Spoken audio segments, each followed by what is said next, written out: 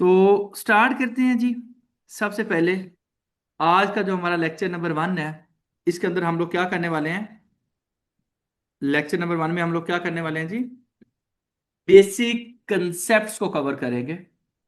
किस चीज के कंसेप्ट हैं ये, हम इनकम टैक्स का एरिया स्टार्ट कर रहे हैं। कौन सा एरिया जी?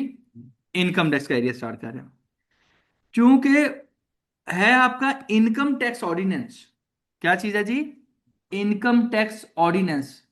तो सबसे पहला वर्ड क्या है इनकम टैक्स में? इनकम। क्या वर्ड है? इनकम। अगर हम इनकम की बात करें तो सादा लफ्जों में आपसे पूछूं तो आप कहेंगे sir salary, sir business, property, bank में रखे हुए पैसों से जो प्रॉफिट आता है, सर किसी कंपनी में सर इन्वेस्टमेंट कर दी तो डिविडेंड आता है। ठीक है। सर एक क्वेश्चन पूछ लूं। इस तरह से हमारे मुख्तलिफ किस्म के कंसेप्ट हैं जिनको हम लोग फॉलो कर रहे होंगे। उसमें सबसे फर्स्ट वन कंसेप्ट कौन सा है जी? इनकम। ठीक है, इनकम। तो इनकम को आपकी इनकम टैक्स ऑर्डिनेंस ने सेक्शन 2 क्लॉज नंबर 29 उसके अंदर डिफाइन किया। और ये मैंने कुछ समरी और आसान पॉइंट बना के लिखे हैं। वहां से आप पढ़ेंगे तो शायद आप पढ़ते हुए क्या हो जाएंगे, परेशान हो जाएंगे। लेकिन हम फिर यहां से पढ़ेंगे। अच्छा, इनकम में वो कहता है कोई भी अमाउंट जिसके ऊपर टैक्स लगता है। चार्जेबल क्या होते हैं? जिसके ऊपर टैक्स लगता है। इनकम टैक्स ऑर्डिनेंस के तहत उसको इनकम कहते हैं। कितनी मजेदार बात कर दी है। वो इनकम जिसके ऊपर टैक्स लगता है वो इनकम। मैं कोई भी अमाउंट जिस पर टैक्स लगता है वो क्या है? इनकम है। Any amount chargeable to tax, जैसे कि उसने कहा है सैलरी। जैसे क्या? सैलरी।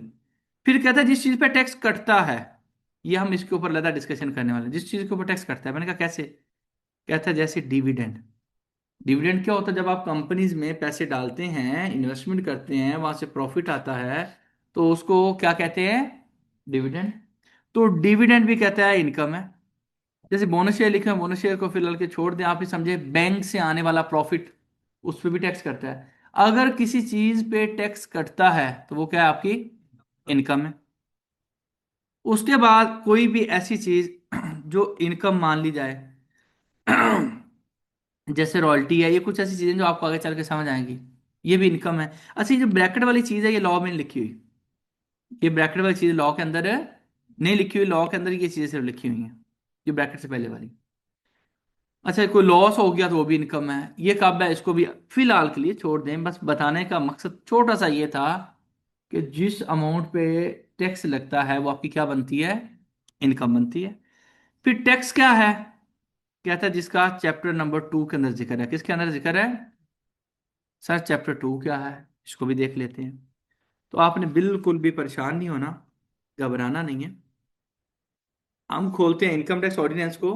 आप लोग के इलम में होगा कि इसको डाउनलोड कहाँ से करते हैं। इसको डाउनलोड करने के लिए सर हमारे पास क्या है जी, FBR की 2 वेबसाइट्स हैं। कितनी वेबसाइट्स हैं? 2 वेबसाइट्स हैं। बिफोर दिस के हम आगे बढ़े, साथ साथ हम अपने पॉइंटर्स नोट डाउन करना शुरू कर देते हैं, सो डैट कि आपके साथ मैं शेयर कर दूंगा।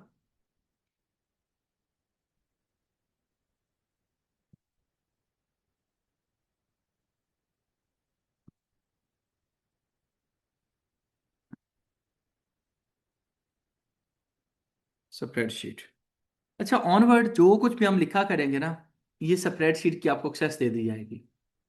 आप इस पर क्लिक करेंगे, आपको मैं लिंक भेजूंगा, आप क्लिक करेंगे, ग्रुप में लिंक आएगा, वो सारा कुछ इसके ऊपर लिखा हुआ होगा। बात को फॉलो कर रहे हैं? आपको ये नहीं कि अलहदा से वो कोई शीट मैं भेजूंगा, नहीं, ये आपके पास हमेशा के लिए मौजूद होगी।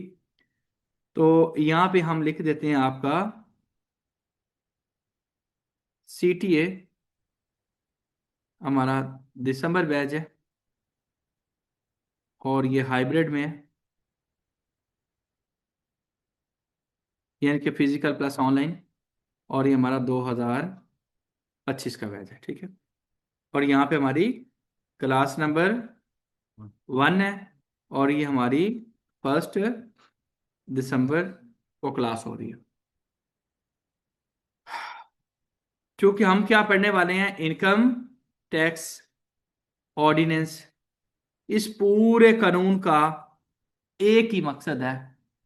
वो मकसद क्या है? आपकी फाइलिंग। क्या मकसद है? फाइलिंग से क्या मुराद है? रिटर्न को फाइल करना।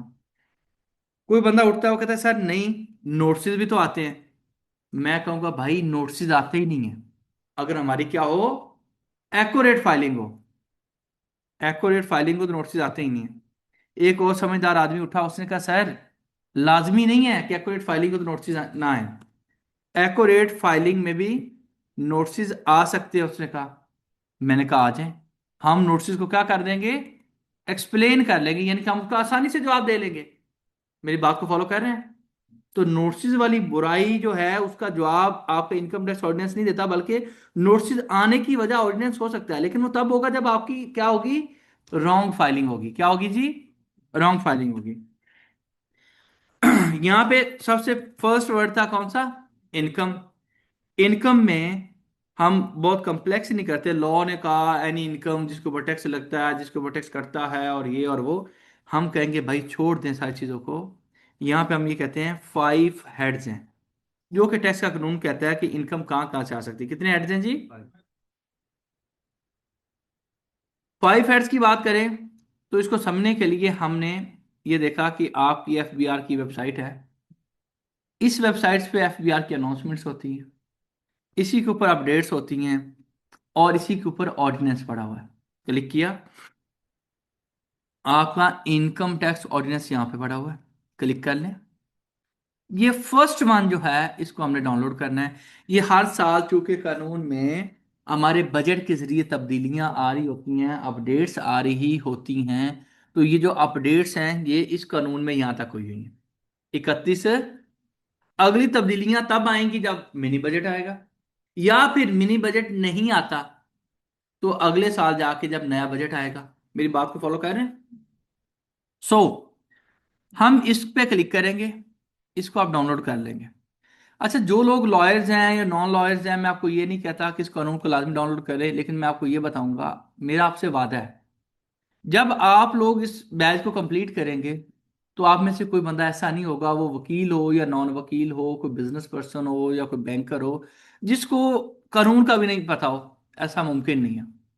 शर्त एक है मेरी, वो आप लोगों से जो रिक्वायरमेंट है वो ये है, 100% अटेंडेंस। अच्छा, अब अटेंडेंस हो सकता है 100% आप ना दे पाए, क्यों? माशाल्लाह सारे लोग प्रोफेशनल्स हैं, मजबूरियां मसले मसाइल। तो भाई आप लोग जो फिजिकल में बैठे हुए हैं, इन लोगों को भी एक सिस्टम दिया आता है LMS का, लर्निंग मैनेजमेंट सिस्टम का। जो फिजिकल में नहीं है, ऑनलाइन है, उनके पास भी मौजूद है। तो लेक्चर जब एक दिन होता है तो अगले 24 घंटे के अंदर आपके LMS के ऊपर अपलोड कर दिया जाता है। जब लेक्चर वहां पे पड़ा हुआ है तो मैं रिकमेंड ये करूंगा कि उसको, अगर आप अगली क्लास में आ रहे हैं तो पिछला लेक्चर रिवाइज करके आए। अगर आप नहीं रिवाइज करके आए तो ट्रस्ट मी कि हमारी बिल्डिंग ऐसे है, एक दीवार ऊपर एक और, एक और, एक और। जब आप यहाँ पे पहुंचेंगे, यहाँ पे या दो आपने मिस कर दिया ना, तो यकीन करें आप इन दो पॉइंट्स को कनेक्ट ही नहीं कर पाएंगे। ये मैं आपको फिर कहते हैं जी समझ नहीं आई। मैं एक और चीज बता चलूं कि मैं आपके साथ प्रैक्टिकल 100% प्रैक्टिकल चलूंगा, लेकिन ये 100% होगा नहीं। क्यों? मैंने आपको सिर्फ रिटर्न बनानी सिखानी हो ना, तो शायद मैं आपसे मैक्सिमम 6 से 8 क्लासेस में रिटर्न बना के आपको भगा दूंगा, लेकिन वो चीज़ आप यूट्यूब से भी सीख सकते हैं। हमारा तो मकसद ये है कि एक्यूरेट फाइलिंग, ताकि कल को नोटिस ना आए, और अगर आए तो हमें पता होगा अच्छा नोटिस आते क्यों हैं, हम उसका एक बेसिक लेवल का जवाब दे पाएंगे, हमें समझ होगी उसकी। अच्छा, इनहेरिटेंस लिख दी, तो इनहेरिटेंस की कितनी वैल्यू लिखी जाए? अच्छा, इनहेरिटेंस का कोई एसेट बिक गया तो क्या होगा? गिफ्ट आ गया तो एफबीआर क्या मांगता है, लॉ में क्या लिखा हुआ है? अच्छा, नोटिस किस तरह के आते हैं? तो ये सारी चीजें हमने पढ़नी है, समझनी है। तो 6 से 8 क्लासेस नहीं, हमारी क्लासेस ज्यादा हो सकती हैं, लेकिन जो चीज एक प्रैक्टिकल में जिक्र करूंगा तो उसके बैकग्राउंड पे लॉ क्या कहता है, हम उसको क्या करेंगे, कनेक्ट कर रहे होंगे। मेरी बात को अंडरस्टैंड करें फर्दर। इस ऑर्डिनेंस को आप डाउनलोड करेंगे। इस ऑर्डिनेंस के अंदर जहां पे रूल डाउनलोड करने हुए मैं आपको बता दूंगा, ये फर्स्ट आपने ये बुक यहाँ पे क्लिक करके डाउनलोड कर लेनी। अच्छा, एक बात याद रखें, जिन लोगों ने कभी कंप्यूटर यूज नहीं किया तो यकीन करें उन लोगों को और तंगी होने वाली है। क्यों? क्योंकि भाई फाइलिंग आपने करनी कैसे है? कंप्यूटर से। तो मैं ये समझता हूँ, मुझे लोग पूछते हैं कि रिक्वायरमेंट क्या है सर इस कोर्स की, तो मैं कहूँगा एक कंप्यूटर। अच्छा आपने मैट्रिक की हुई है, ये मेरा काम है उस बंदे को, अच्छा प्रो ना भी बनेगा, वो उन लोगों से जिनका 3 4 साल का 5 साल का एक्सपीरियंस है उससे उसको अच्छा आता हो। ये ओवर रेटेड क्लेम्स नहीं कर रहा कोई ना, मुझे वो कोई आप लोगों से कुछ बेनिफिट लेना है, लेकिन ये जो बंदा 100% क्लासेस ले, फिर मेरे साथ आके बात कर ले, ठीक है। अब सर यहाँ पे जाते हुए हमने सबसे पहले हमने डिस्कस करना है सेक्शन नंबर 4 को। सेक्शन नंबर 4 को, ये हेडिंग देखे। अच्छा सर क्यों हमने सेक्शन नंबर 4 को पढ़ना है? सर इसका इससे रिश्ता है, किससे? इनकम टैक्स ऑर्डिनेंस से। और कैसा रिश्ता है? इसको वकीलों की जबान में जो टैक्स लॉयर्स की और टैक्स कंसल्टेंट की जबान में कहते हैं चार्जिंग सेक्शन। क्या चीज है? Charging section. ये चैप्टर 2 आ रहा है, देखा? याद आया? उसने कहा टैक्स का मतलब है वो टैक्स जो चैप्टर 2 के अंदर लगेगा, जो किसके अंदर लगेगा? चैप्टर नंबर 2 के अंदर। 2 में सबसे पहला सेक्शन है सेक्शन नंबर 4, टैक्स ऑन। किस पे लगता है? टैक्सेबल, यानी कि हमें ये समझ आई कि टैक्स लगता होता है किस पे? टैक्सेबल इनकम पे। हम लेकिन fori tax on taxable income इसको नहीं समझते।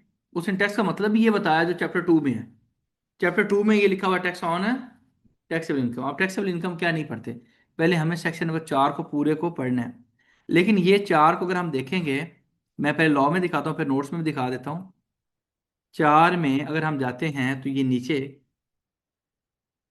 इसका बस एक ही पॉइंट 4 का 1, ये आपने पढ़ लिया तो ये पूरा बहुत है। बस यहाँ पे क्या लिखा हुआ है? Subject to this ordinance income shall be impose for each tax year at the rate फलाना फलाना फलाना फलाना फलाना। मैंने सर इसको यहाँ पे कैसे लिख दिया है? अच्छा गलत फाइल आ गया। चलो, इसमें आप ये समझ लें कि इसके अंदर ये जो सेक्शन है, फॉर्मेटिंग ये खराब हो गया। अच्छा, ये क्या सेक्शन बताता है? ये सेक्शन नंबर 4, सेक्शन नंबर 4 क्या बताता है जी? Tax on taxable income. Tax लगेगा टैक्सेबल इनकम के ऊपर, और हम इसको अंडरस्टैंड करने की कोशिश करते हैं जी। अच्छा जी। Scope of income tax law deals with the levy tax on the income of a person. छोड़ दें, आपको नहीं समझ आएगा और हमें जरूरत भी नहीं है, इंपॉर्टेंट नहीं है। यहाँ पे डिफाइन क्या किया है कि income tax shall be imposed on each tax year on taxable income, ठीक है, फॉर एवरी पर्सन। तो यहाँ पे अगर हम पढ़ें तो यहाँ पे क्या है? बस इतना है। सेक्शन नंबर 4 एक ये है, ये लॉ में लिखा हुआ है। सर आप बताना क्या चाहते हैं? मैं कहूँगा अगर इस चीज़ों को पढ़ें तो 4 सवाल पैदा होते हैं। सवाल नंबर 1 कि सर ये टैक्स ईयर क्या होता है? ये टैक्स ईयर क्या होता है? सवाल नंबर 2, सर ये टैक्सेबल इनकम क्या है और इसको कैसे मालूम किया जाता है? सवाल नंबर 3, सर ये पर्सन कौन होता है? पर्सन से मुराद अब आप और मैं नहीं है, यहाँ पे पर्सन से मुराद कुछ और है, उसको पढ़ लेते हैं। आगे सवाल कि रेट क्या होता है? लो जी, हमने इन क्वेश्चंस के आंसर्स को पढ़ना है। किनको पढ़ना है जी? इनको। और ये कहाँ से निकले हैं? यहां से निकले हैं। बात समझ रहे हैं? और ये बुनियाद है। टैक्स ईयर सर यहां से नहीं देखते, मैं आपको लेके जाऊंगा पोर्टल के ऊपर, फिर यहां से बढ़ाऊंगा, फिर लॉ दिखाऊंगा।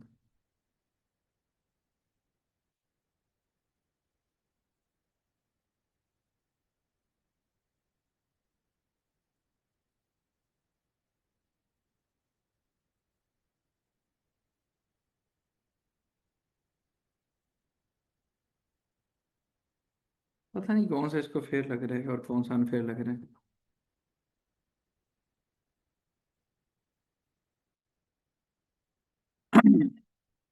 अच्छा जी, ये रिटर्न कैसे ओपन कर रहा हूं इसको भी छोड़ दीजिए। I am going to teach you कि टैक्स ईयर क्या होता है। सबसे पहले टैक्स ईयर मैं सर यहाँ पे ओपन करता हूँ ओपन हो जाओ भाई। अच्छा, एफबीआर का पोर्टल भी शायद फौत हुआ होगा। अच्छा, खुल गया। सर, यहाँ पे समझने के लिए, यहाँ पे समझने के लिए ये रिटर्न है खुली हुई, ये रिटर्निंग है, रिटर्न ड्राफ्ट में पड़ी हुई है। ये क्या है? Tax year 2025। ये स्टार्ट कब हुआ है? एंड कहाँ पे हो रहा है?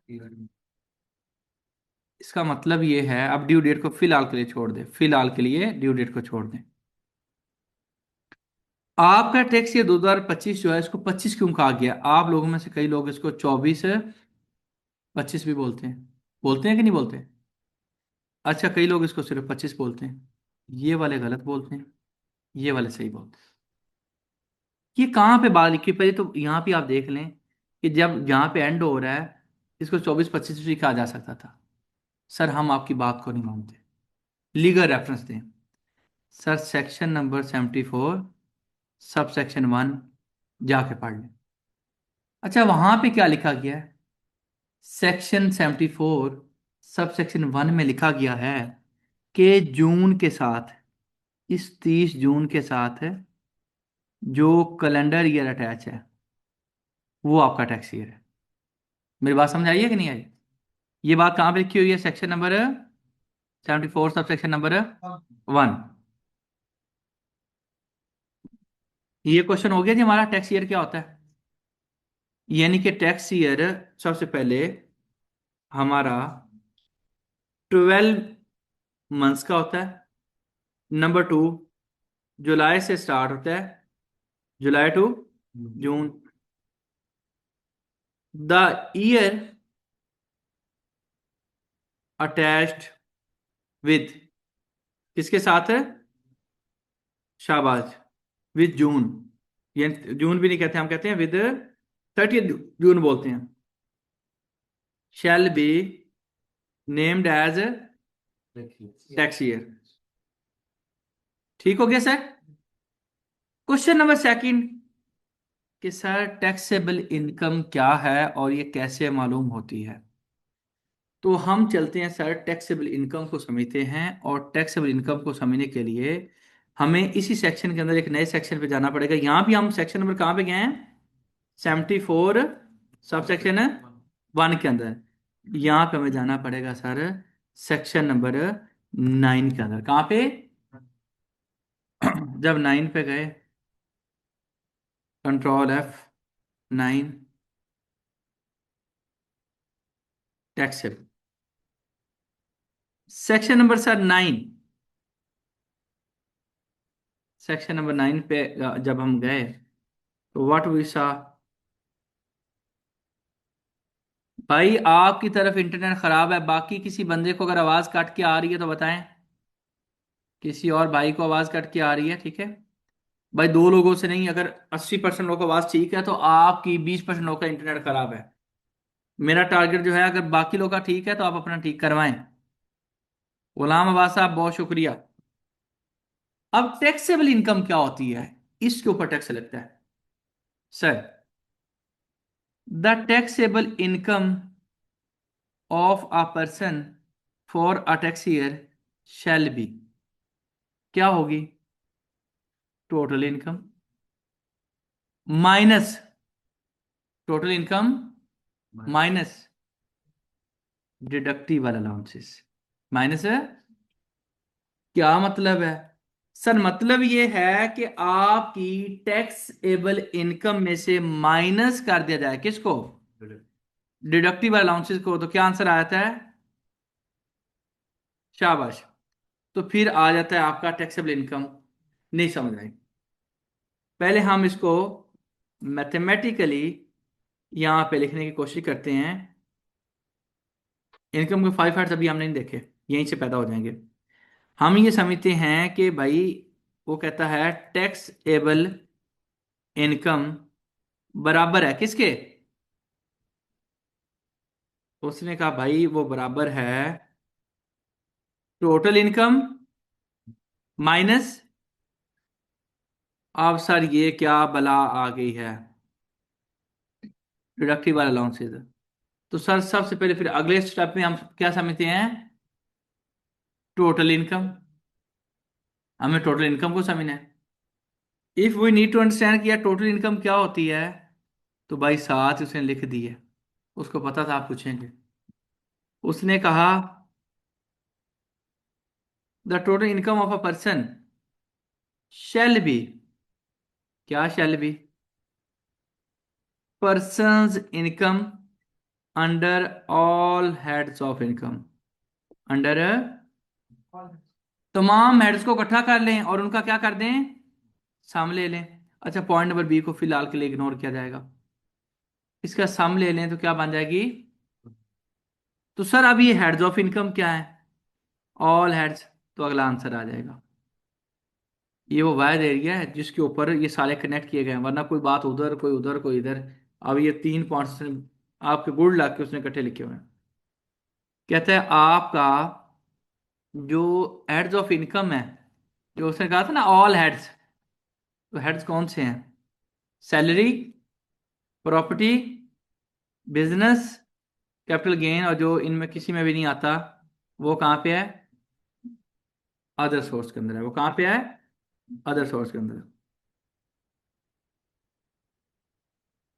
सर इन चीजों को समझने के लिए हम फिर दोबारा इधर चलते हैं एक्सेल पे। यानी कि हमने कहा कि टोटल इनकम किसके बराबर होती है? टोटल इनकम सर बराबर होती है टोटल सम, जमा, ठीक है, addition of all of the heads of. ये पोर्टल पे एक एक चीज बताऊंगा, अब बस थोड़ा सा सब्र। सर हेड्स क्या होते हैं? तो सर ये हमने पहले लिखा था। कितने हेड्स हैं जी? 5। कौन कौन से हेड्स हैं? सैलरी, प्रॉपर्टी, शाबाश, business, capital gain, other source. अच्छा, मैंने इसको अभी फुल एक्सप्लेन नहीं करना चाह रहा, आप उलझ जाएंगे। लेकिन मैं आपको हल्का सा बता देता हूँ। सैलरी आपको पता है, प्रॉपर्टी आपको पता है, बिजनेस भी आपको पता है, कैपिटल गेन है सादा लफ्जों में। अभी के लिए आपने समझ लिया कि कोई प्रॉपर्टी आपने खरीदी थी, वो आपने अभी बेच दी, उसका जो प्रॉफिट हुआ उसके लिए मुश्किल सा नाम कैपिटल गेन है। मुश्किल सा नाम क्या है? आपने किसी कंपनी के शेयर खरीदे हुए थे, वो आज आपने बेच दी है, उसका प्रॉफिट हो गया, उसका मुश्किल सा नाम क्या है? अदर सोर्स क्या है? वो कहता है अगर सैलरी भी ना हो, प्रॉपर्टी भी ना हो, बिजनेस भी ना हो, कैपिटल गेन भी ना हो। मैंने कहा बैंक से प्रॉफिट आता है, कहता है अदर सोर्स। मैंने कहा मेरे प्राइस बॉन्ड निकल आए, कहता अदर सोर्स है। मैंने कहा कोई लॉटरी निकल आई, कहता अदर सोर्स है। मैंने कहा फर्ज करो कि कोई और कहीं से पैसे आ गए, कहता अदर सोर्स है। थोड़ी सी अंडरस्टैंडिंग होगी होगी।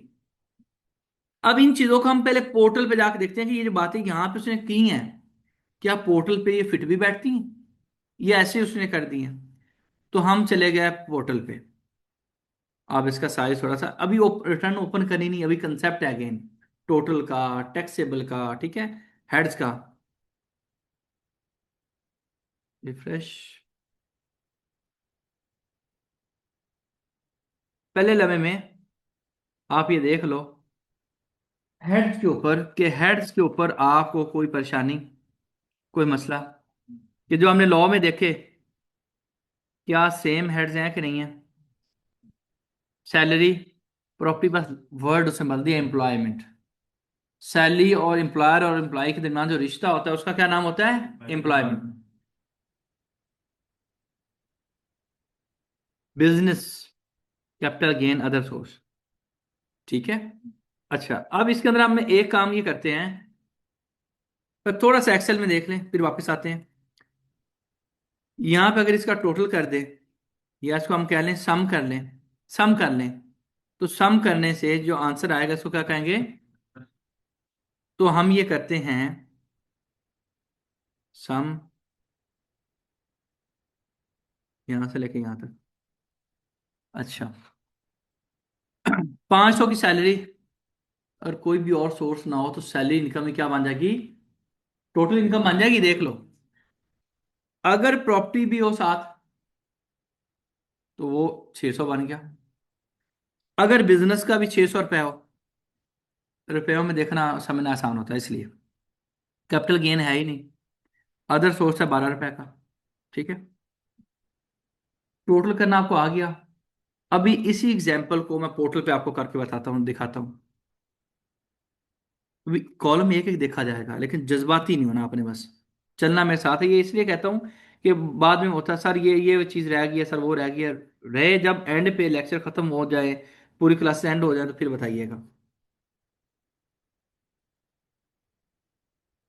ये सारे कॉलम देखने हैं। ये आपसे पहले किसी क्लास को करवाया होगा।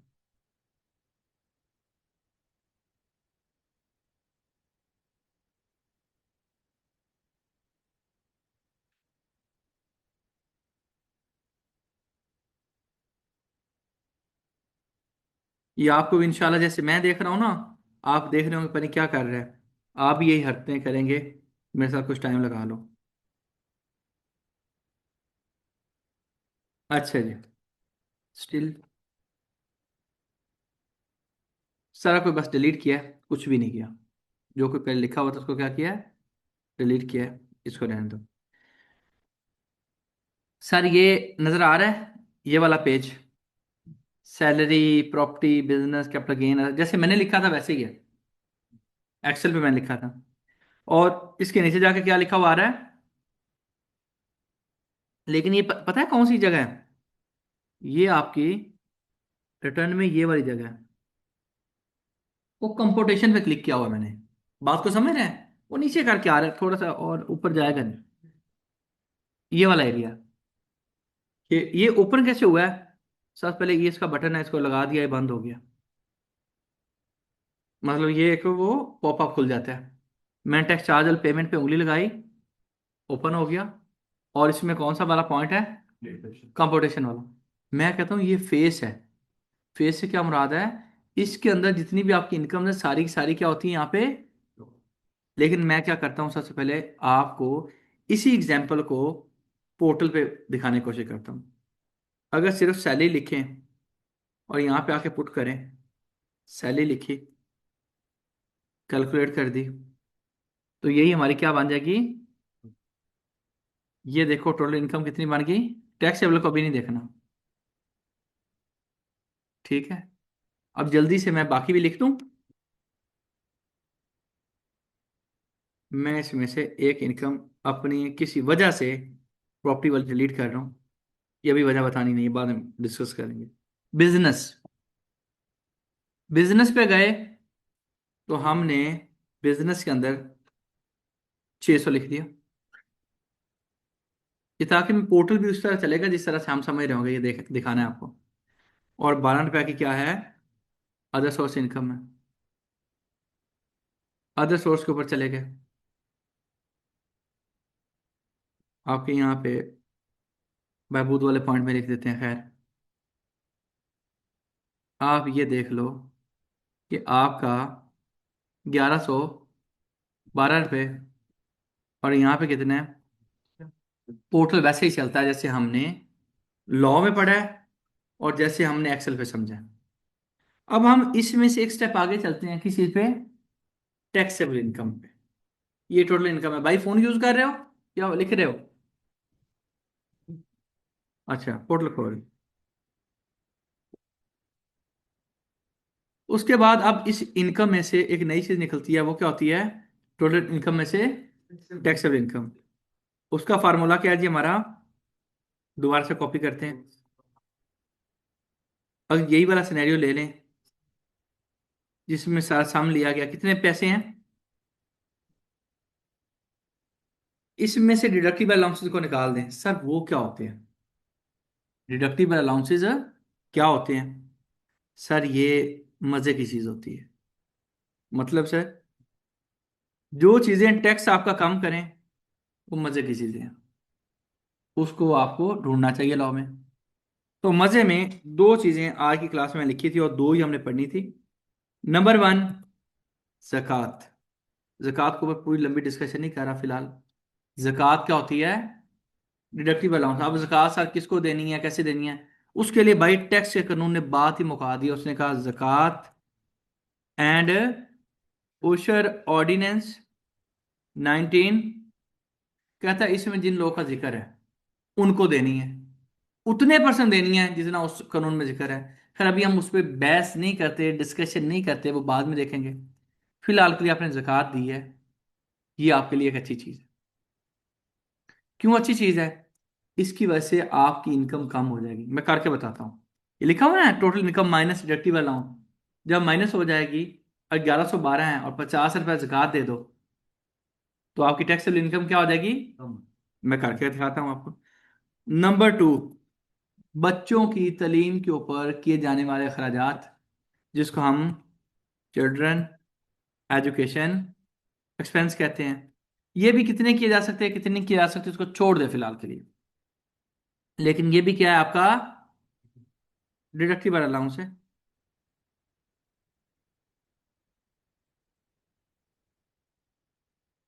इनकम भी मैंने आपको वहां से दिखा दी है, टैक्सेबल इनकम भी दिखा दी है। डिडक्टिबल अलाउंसेज में मैंने आपको बताया, बल्कि इसमें ज़कात और दूसरा चिल्ड्रन एजुकेशन एक्सपेंस, ठीक है। ये भी हमने यहाँ से देख लिया। सर इसमें से मैं जानबूझ के लिखता हूँ कि 10 रुपए की ज़कात दी है, ये लाखों में अमाउंट है, ये करोड़ों में अमाउंट है। मैं ये छोटी अमाउंट से रखी हूँ, आपको भी समझ आए, मैं भी समझा सकूँ। 20 रुपए का आपने बच्चों की तालीम का खर्चा, ठीक है। टोटल मिला के कितने हो गए? 30। तो ये दोनों को क्या बोला जाएगा? Deductible allowance. तो ये टैक्सेबल इनकम कैसे निकलती है?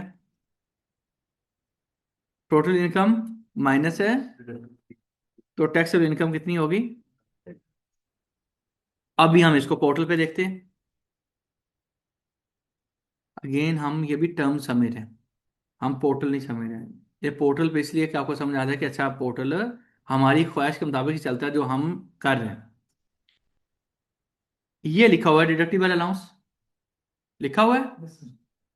यहाँ पे आइए ज़कात लिखी हुई है, 10 रुपए की ज़कात और 20 रुपए के बच्चों के खर्चे। यहाँ पे क्लिक कर दिया।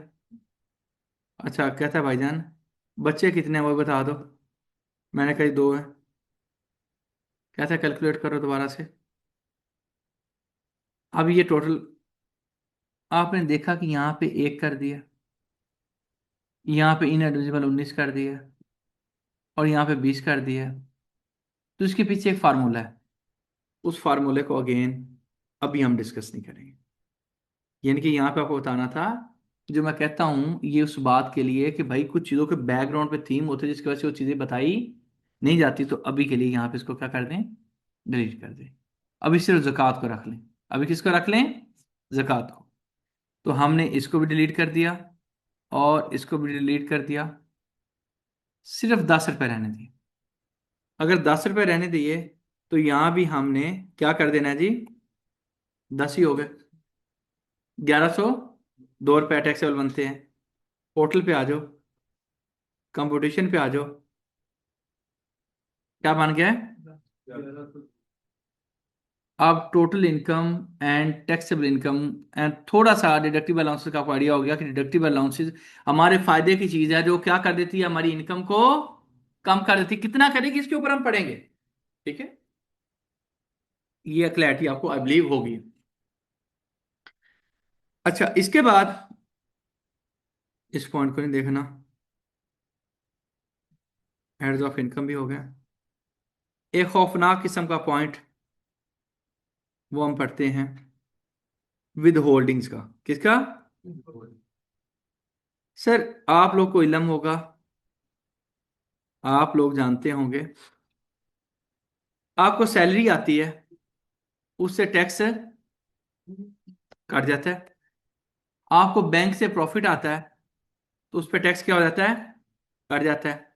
आपको सर फर्ज कीजिए कि आपने डिविडेंड किसी कंपनी में इन्वेस्टमेंट की, डिविडेंड मिलता है, तो उसके ऊपर क्या होता है? टैक्स काट जाता है। कितना कटेगा बहुत डिटेल में हमने समझना है।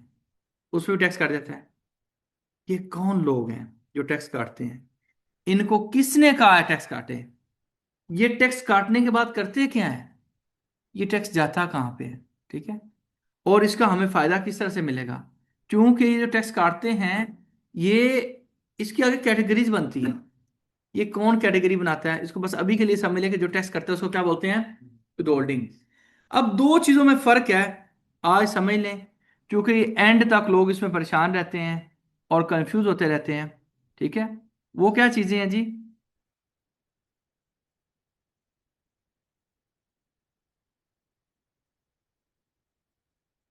भाई अभी के लिए कुछ भी नहीं, जो कुछ मैं पढ़ा रहा हूँ सिर्फ आपने उतना समझना है, इधर उधर भागेंगे तो भागें, इट्स योर चॉइस। अच्छा जी, अब ये समझिएगा कि हमने कहा ये जो टैक्स काटते हैं ये कौन लोग हैं। इन लोग का एक नाम है, लॉ ने कहा उनको बोलते हैं with holding agent. With holding agent वो बंदा है जो एजेंट है। किसका एजेंट है? गवर्नमेंट का। अच्छा, गवर्नमेंट का एजेंट है तो इसने क्या करना है? टैक्स काटना है। टैक्स काटना है तो जेब में नहीं रख लेना, वो सरकार को डिपॉजिट करवा देना है। क्या कर देना है? सरकार को डिपॉजिट करवा देना है। सरकार को अगर डिपॉजिट करवा देना है तो ये कितने दिन में करवा देना है, तो ये प्रॉपर इस पे डिस्कशन करनी है। लेकिन अभी के लिए दो साइडें हैं, मैं लिख के बताता हूं। एक साइड है विद होल्डिंग साइड। अच्छा, ये क्यों बता रहा हूँ ये बताता हूँ। और दूसरी साइड है फाइलिंग साइड। तो जो मुझे कहीं से सैलरी आती है, सैलरी के ऊपर टैक्स काट जाता है, तो मैं कहूंगा कि मेरी क्या हो गई है? मेरी विद होल्डिंग हो गई है। मेरी क्या हो गई है? जब साल का एंड आएगा तो मैं क्या करूंगा? फाइलिंग। पोर्टल पे जाके फाइलिंग होती है। जब फाइलिंग करूंगा तो पोर्टल क्या करेगा? मेरे ऊपर टैक्स चार्ज करेगा, जिसको सौखे लफ्जों में आप कह सकते हैं मेरे ऊपर टैक्स है, और सौखे लफ्जों में कहेंगे टैक्स मेरे ऊपर लगाएगा। अब मेरे ऊपर कौन सा टैक्स लगाए? अब क्या, अब गौर से सुनना है, क्या जो इसने काटा हुआ टैक्स और जो पोर्टल लगा रहा है सेम है? ये सेम नहीं होता।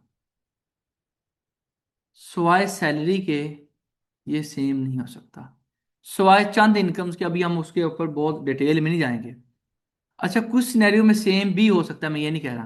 कुछ सिनेरियो में सेम नहीं होगा। मैं एक मिसाल देता हूं समझने के लिए। आपने अपनी प्रॉपर्टी रेंट पे लगाई हुई हो। किस पे लगाई हो? आप एक कंपनी है, आपका टैक्स कटता होता है 15%। आप फाइलर हैं, अगर नॉन फाइलर हैं तो आपने प्रॉपर्टी किसको दी है? बैंक को। आपकी जो प्रॉपर्टी का रेंट है माना वो 200 रुपये है। आप कह रहे हैं 200 नहीं है, ये समझो कि 20 लाख रुपए माना। तो बैंक आपका टैक्स कितना काटेगा? लेकिन जब मैं कंपनी की रिटर्न फाइल करूंगा तो कंपनी को टैक्स लगता कितना है? विद होल्डिंग कितने पे हुई है? टैक्स इम्पोज कितना हो रहा है? तो इसका मतलब ये है कि मुझे 14% मजीद टैक्स जमा करवाना पड़ेगा। तो डोंट मिक्स टू थिंग्स के विद होल्डिंग एंड टैक्स की चार्जिंग। मैं इसके वर्ड यूज करूंगा, भाई आपके ऊपर टैक्स चार्ज कितना हो रहा है? आप सर वो टैक्स काट तो गया था, ये नहीं कि हरगिज मतलब ये नहीं है कि आपने टैक्स कटवा दिया तो अब आपने दोबारा टैक्स नहीं देना। इसकी एक और आसान मिसाल लेते हैं। ये वजह क्यों है, ये तकलीफ क्या है, ऐसा होता क्यों है? चलो हम इसको भी देखते हैं। हम पहले एक और जगह पे चलते हैं, लेकिन आगे जाने से पहले हम ये देख लें कि विद होल्डिंग एजेंट कौन है। जो एजेंट है किसका? गवर्नमेंट का, जिसका काम क्या टैक्स काटना और काट के सरकार के खजाने में डिपॉजिट करवा देना। अब एक दूसरी पार्टी है, जो कौन है? आप, यू, जिसका क्या हुआ? टैक्स कटा है। उसको हम क्या कहते हैं? विद होल्डी। क्या कहते हैं? विद होल्डी कौन होता है? जिसका टैक्स कटता है। जो भी है स्पेलिंग ठीक कर लीजिएगा। ठीक है, टैक्स विद होल्ड होता है जिसका। जिसका टैक्स कटता है उसको क्या बोलते हैं? विद होल्डी। अब विद होल्डी जो बेचारा है, लाजमी तौर पे इसकी इनकम में से टैक्स कटता है। कैसे? अभी मैं दूसरी साइड नहीं पे नहीं जाऊंगा, खर्चों वाली साइड पे, वो फिर बताऊंगा। मिसाल के तौर पे, मिसाल के तौर पे सर, अभी हम थोड़ी सी इनकम्स का जिक्र करेंगे और आपको इंशाल्लाह समझ भी आएगी। जो टैक्स ये काट जाता है, विद होल्डिंग हो जाती है, इसके लिए कहा जाता है डिडक्शन। टैक्स के काटने को क्या कहते हैं? जो कट जाता है, डिडक्शन। Deduction of tax. किस चीज का टैक्स है?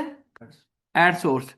एट सोर्स का मतलब ये है कि आपको देने वाला, कभी गौर फरमाएं, बैंक ने आपको पैसे प्रॉफिट दिया और साथ ही काट लिए, जो साथ ही काटना देते हुए साथ ही अंदर से वापस ले लेना, तो क्या होता है, ईयर सोर्स होता है। सैलरी वाला क्या करता है, सैलरी देते हुए साथ ही अंदर से अपने वो सरकार के पैसे रख लेता है। अच्छा, कभी आपने किसी बैंक को, किसी बड़े गवर्नमेंट को के अदारे को, किसी कंपनी को जमीन दी हो रेंट पे, तो वो जूं ही क्या करती है, आपको रेंट देती है तो साथ ही काट लेती है। यानी कि ये भी नहीं है कि आपको हाथ में पकड़ाते हुए आधे अंदर रख ले, वो पहले रख के फिर देती है।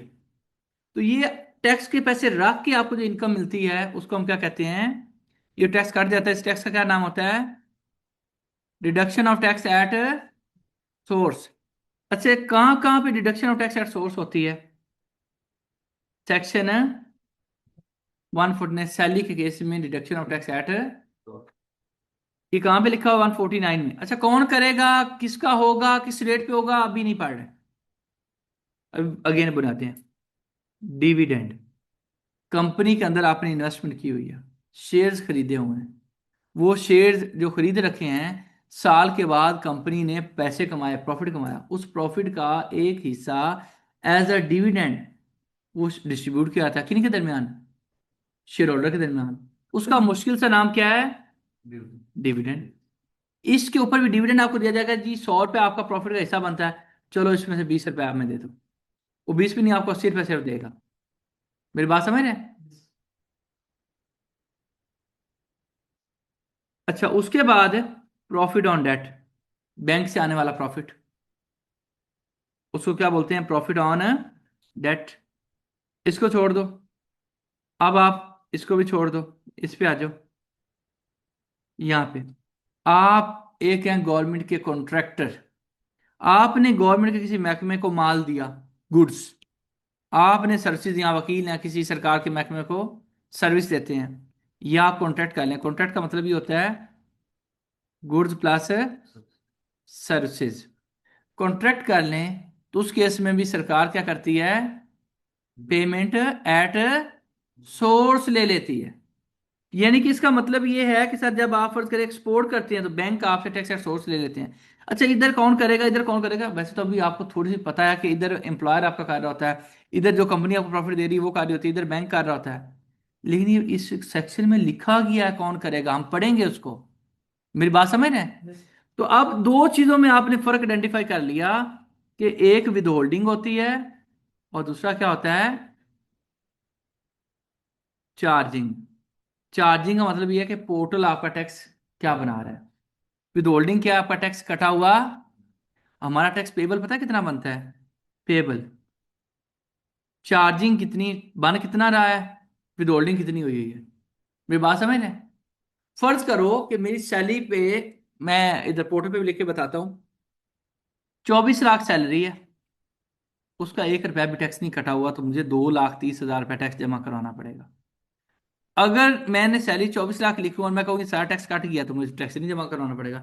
यानी कि चार्जिंग कितनी बन रही है, 2 लाख, और विदहोल्डिंग भी कितनी है, अगर चार्जिंग बन जाए 2.5 लाख की, विदहोल्डिंग हो, तो जो फर्क है वो जमा करवाना पड़ेगा।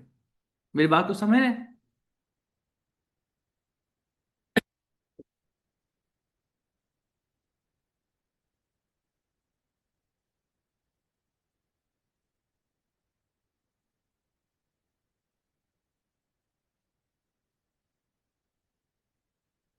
विदहोल्डिंग एजेंट कौन है, हमें पता चल गया।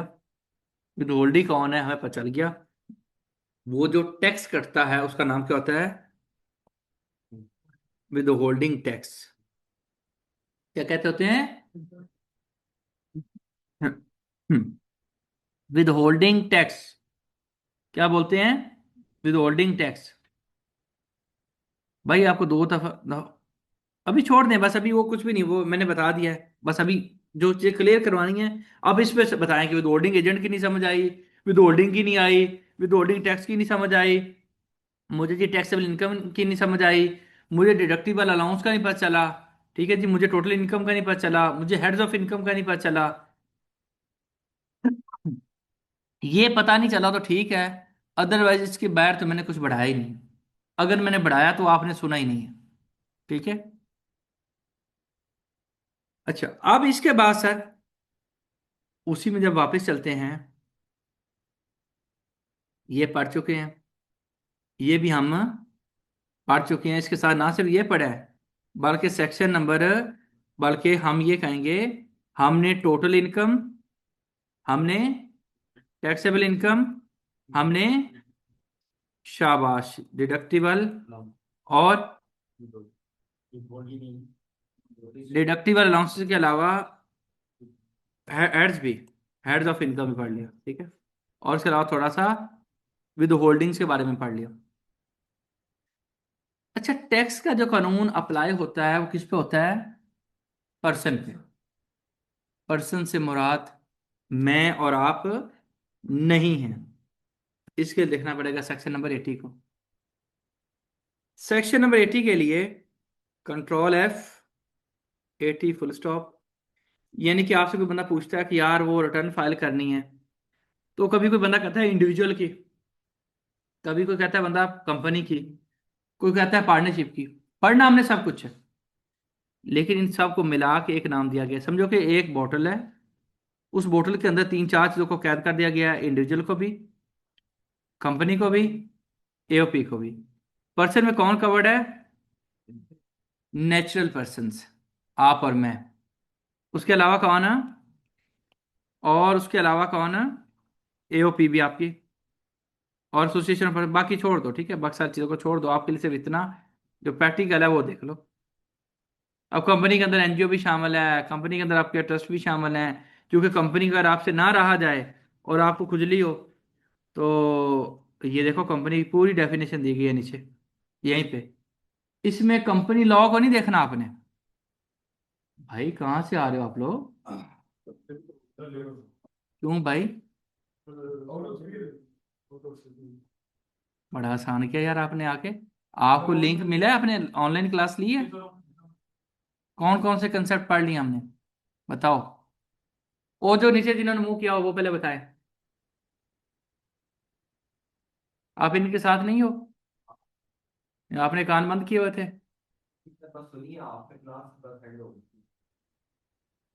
जी आप बताओ चश्मे वाले भाई। सर वो 5 का हमने देखा था कौन कौन से हेड्स हैं बताओ। इनकम बता रहे थे आप, सैलरी है सर, अपने बिजनेस की इनकम है, और रेंटल इनकम वगैरह है। अच्छा, तो ये साथ वाले को थोड़ा सा बता दो यार। ऊपर कैंटीन है, वहां पे चाय बैठ के पीना दोनों, इसको लेक्चर देना बाद में, ठीक है। यहाँ पे चूंकि हम टैक्स का कानून पढ़ रहे हैं, तो टैक्स का कानून कंपनी की क्या डेफिनेशन देता है हमने उसको अंडरस्टैंड करना है। मेरी बात को समझ रहे हैं भाई? अच्छा जी, तो इसका मतलब ये हुआ कि जब भी कोई बंदा पर्सन बोले, क्या बोले? पर्सन बोले, तो आपने ये समझना है कि इसके अंदर कौन कौन कवर्ड है। Individual, AOP and company. AOP को पार्टनरशिप भी बोलते हैं, एओपी को फर्म भी बोलते हैं, ठीक है। एओपी को एसोसिएशन ऑफ पर्सन भी फुल फॉर्म में बोलते हैं। मेरी बात समझ रहे हैं? ये फर्क क्यों है? ये वैसे ही है जैसे आपके घर वाले, आपको कोई आपके सीधे नाम से बुलाता है, उल्टे नाम से बुलाता है, कोई और बंदा, कोई और बंदी किसी और नाम से बुलाता है। तो ये इस तरह से थोड़ा सा फर्क है कि एओपी के लिए जो टैक्स का कानून है एओपी बोलेगा, जो आपका पार्टनरशिप का एक्ट है उसको पार्टनरशिप बोलेगा, ठीक है। फर्म का भी वर्ड हम कहीं पे सुनते हैं, ठीक है। तो ये फर्क नहीं है। उसके बाद सर क्या है, ये भी हमने फिर देख लिया कि कौन कौन लोग हैं। लिखवाएं जी। इंडिविजुअल, एओपी, इन तीनों के लिए एक ही लफ्ज बोला जाता है, वो किस चीज का? पर्सन का। तो जी, अगली और मुश्किल बात, एप्लीकेबल टैक्स रेट। कौन से टैक्स के रेट लगेंगे? अभी के लिए ज्यादा लंबा नहीं करूंगा, सादा करके टैक्स रेट्स की बात करूं। टैक्स रेट्स की,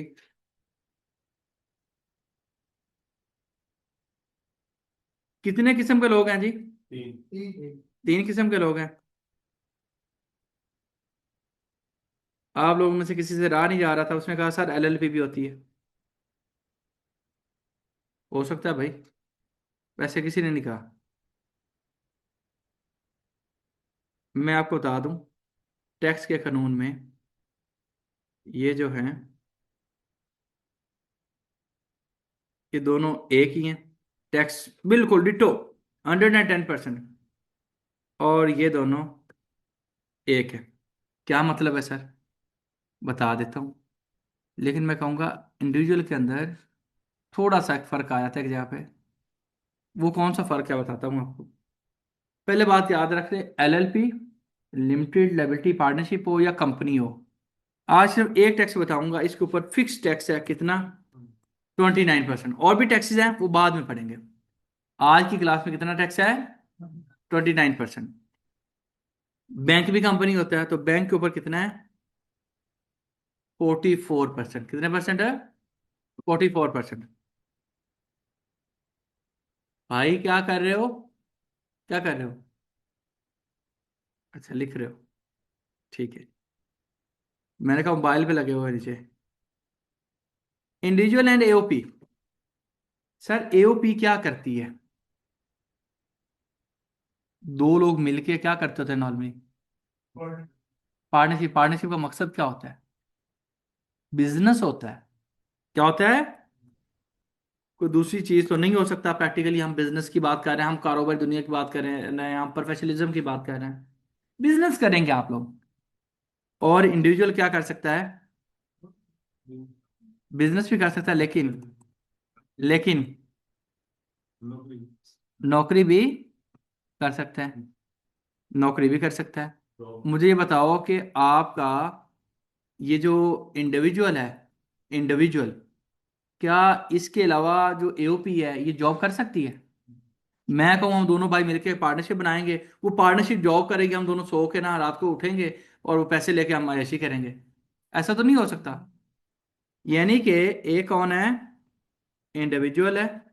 एक कौन है? एओपी है। और एक कौन है? कंपनी है। तो बिफोर दिस कि हम इनको समझें, हम इसको एक और अंदाज से समझते हैं, हेड्स ऑफ इनकम को। किसको? इसकी सैलरी तो हो सकती है, इसकी सैलरी हो सकती है? नो। क्या इसकी सैलरी हो सकती है? इसकी भी नहीं हो सकती। कंपनियां तो जॉब देती हैं, जॉब लेती तो नहीं है। भाई हम कंपनी की बात कर रहे हैं, कंपनी पैसे डायरेक्टर को देती है, हम डायरेक्टर की बात नहीं कर रहे हैं।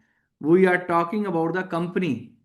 तो हम कहें कंपनी बना लेते हैं, वो जॉब करेगी, हम रात को सो जाएंगे या दिन को सो जाएंगे और पैसे आ जाएंगे, तो ऐसा तो नहीं होता ना, ठीक है।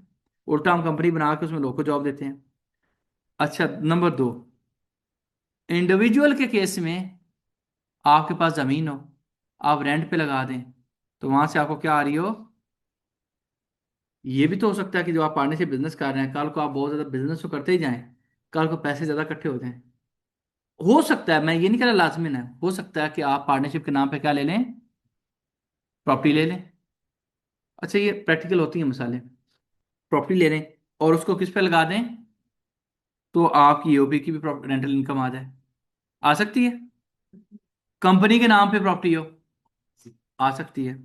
अच्छा एक चीज बता दूं, अच्छा सैलरी कार्ड सिर्फ हम इसके लिए पढ़ेंगे, बाकियों के लिए उसकी कोई रेलिवेंस नहीं है। प्रॉपर्टी का इनकम जो मैं आपको इंडिविजुअल में पढ़ाऊंगा वही कंपनी में होगा और वही एओपी में होगा। सिंपल जो मैं कहूंगा ना कि ये माइनस करना है, ये प्लस करना है। बात समझ रहे हैं? तो वो डिटो हम एक जगह पे पढ़ेंगे तो दोनों जगहों पे क्या हो जाएगा? इंप्लीमेंट हो जाएगा, अप्लाई हो जाएगा। Number three, business. बिजनेस के केस में भी तीनों में, ये हेड तीनों में। अच्छा जब ये तीनों में है तो याद रखिए, मैं ये कहूंगा तकरीबन विद होल्डिंग के अलावा, क्योंकि कहीं इंडिविजुअल ने विद होल्डिंग करी है, एओपी ने करी है, कंपनी में ने करनी, इसमें थोड़ा सा फर्क है। मेरी बात समझ रहे हैं? ये फर्क मैंने बताना है, ये फर्क हमने बताना है, लेकिन अभी के लिए बिजनेस का हेड तीनों में सेम है, बिल्कुल डिटो सेम है। हम छोटे मोटे बंदे को नहीं लेते ना, बड़ी कंपनी के बड़े इंडिविजुअल को ले लेते हैं जिसका बहुत बड़ा कारोबार है। नंबर फोर, अभी के लिए आप ये समझ लो कि कैपिटल गेन इसके लिए भी हो सकता है। प्रॉपर्टी थी तो इसने बेच दी, इसके पास थी इसने बेच दी, इसने इसके पास थी इसने बेच दी। क्या है जी? सेम है आपका add. Other source, income from other source, यहां भी है, यहां भी है और यहां भी है। अच्छा एक आधा पॉइंट का फर्क होगा, इसमें एक पॉइंट कम होगा, इसमें एक एक्स्ट्रा पॉइंट होगा। मैं आपको एक बढ़ाऊंगा ये वाला, फिर मैं कहूंगा ये वाला पॉइंट कंपनी के रिटर्न खोलूंगा, मैं कहूंगा ये देखो नहीं है। बात समझ रहे हैं? तो हमने फिर इंडिविजुअल सबसे पहले किसकी टैक्सेशन समझनी है? तो आपने इंडिविजुअल की टैक्सेशन समझते हुए बड़ा ही फोकस्ड हो जाना है, बड़ी तवज्जो देनी है। ठीक है? ठीक है जी। अच्छा जी, आगे चलते हैं जी। टोटल इनकम का फार्मूला क्या किसी में फर्क होगा? टैक्सेबल इनकम का फार्मूला फर्क होगा? नहीं होगा। लेकिन इसके लिए मैंने दोनों के लिए कहा था रेट क्या होंगे? नहीं, इंडिविजुअल और एओपी के लिए सेम होंगे। लेकिन यहाँ पे थोड़ा सा हम इसकी कोई एग्जाम्पल बनाते हैं। एग्जाम्पल बनाते हैं।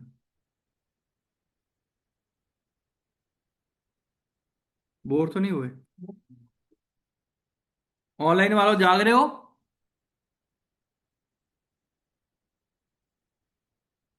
फाइलिंग सिखा दें, विदहोल्डिंग सिखा दें, ये सिखा दें। बस आप आंखें बंद करें, मैं जैसे फूका मारता हूं आपके दिमाग में घुस जाएंगी चीजें।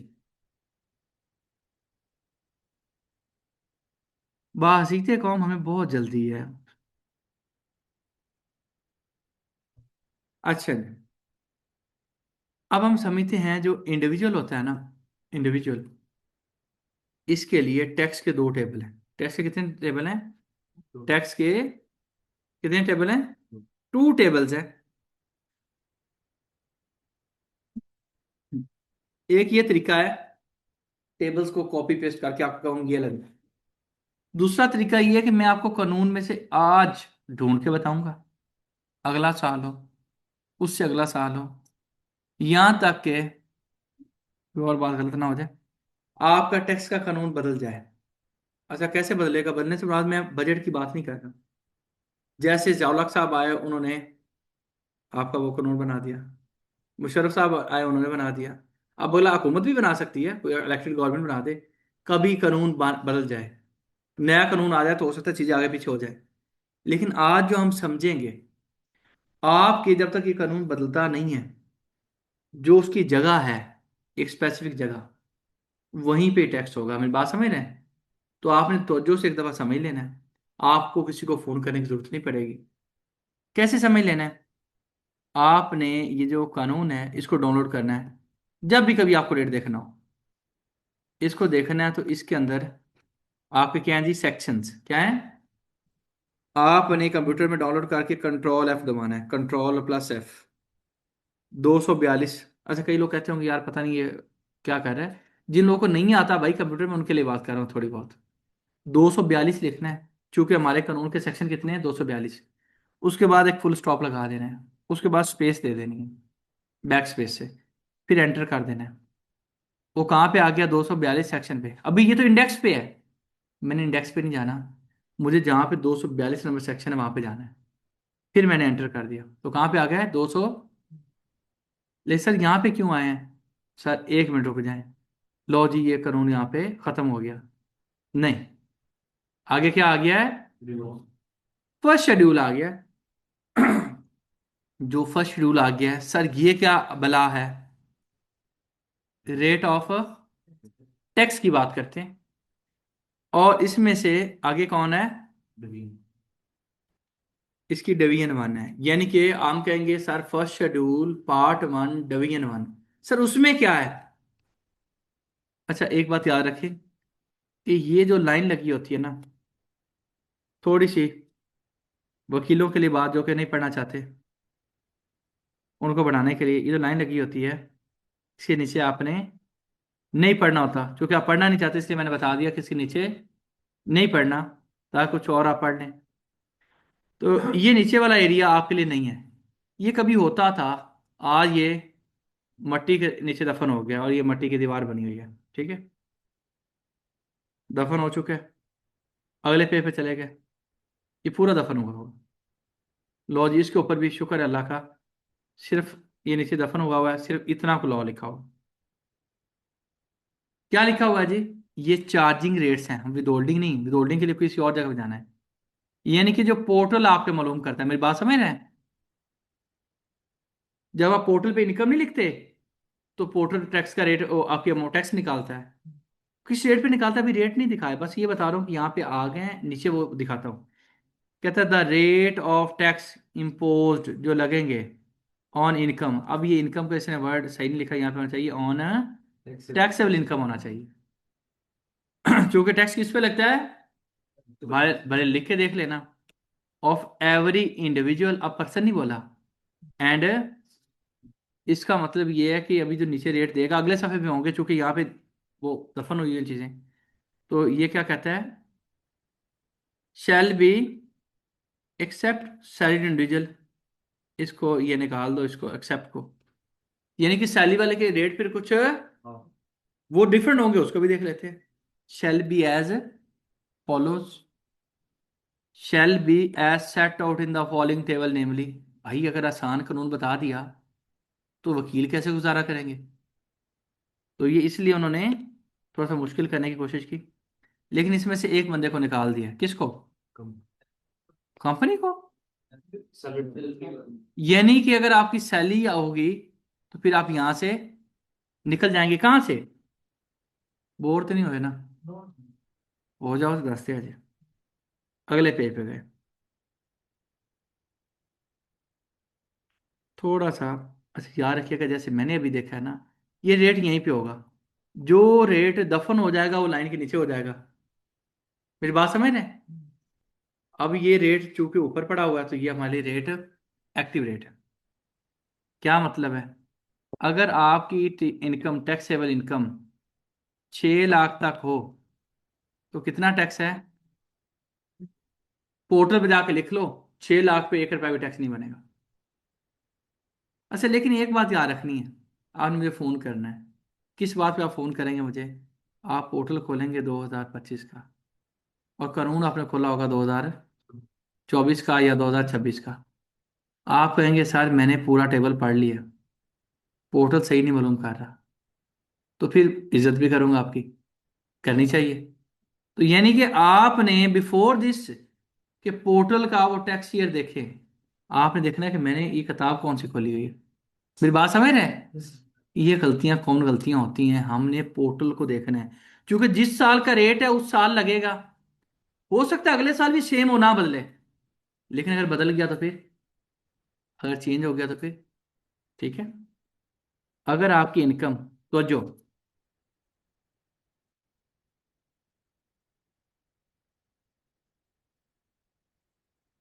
बहुत शुक्रिया जी, बाकी कई लोगों को मजा नहीं भी आ रहा।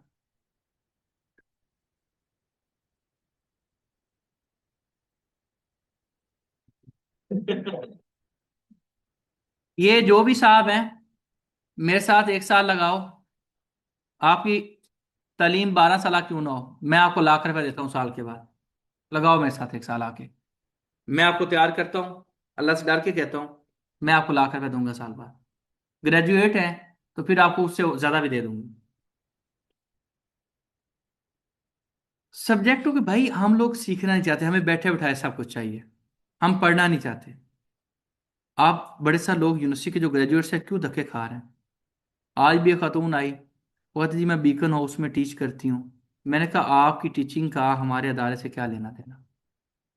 मैंने कहा हमारे अदारे में, मैंने कहा स्किल्स क्या है आपके पास, कहती टीचिंग। मैंने कहा टीचिंग हमारे पास बच्चे ही नहीं है, जो आपकी चीज़ें हैं, आप बताओ, आपके पास, हमारे पास जॉब ही नहीं है। आप वो स्किल सीखे, माजरत के साथ 2 मिनट के लिए आपका लूंगा, मैं एक मिसाल देता हूँ, गलत बातें हो जाएंगी वैसे। आपकी डिग्री हो, डिजिटल मार्केटिंग सीख लें। आप टैक्स की बात करें, आप पाकिस्तान का टैक्स सीख रहे हैं, आप में से कितने लोग वकील हैं, या कितने लोग जो ग्रेजुएट्स हैं वो यूएसए का टैक्स क्यों नहीं सीखते, यूके का टैक्स क्यों नहीं सीखते, यूई का टैक्स क्यों नहीं सीखते।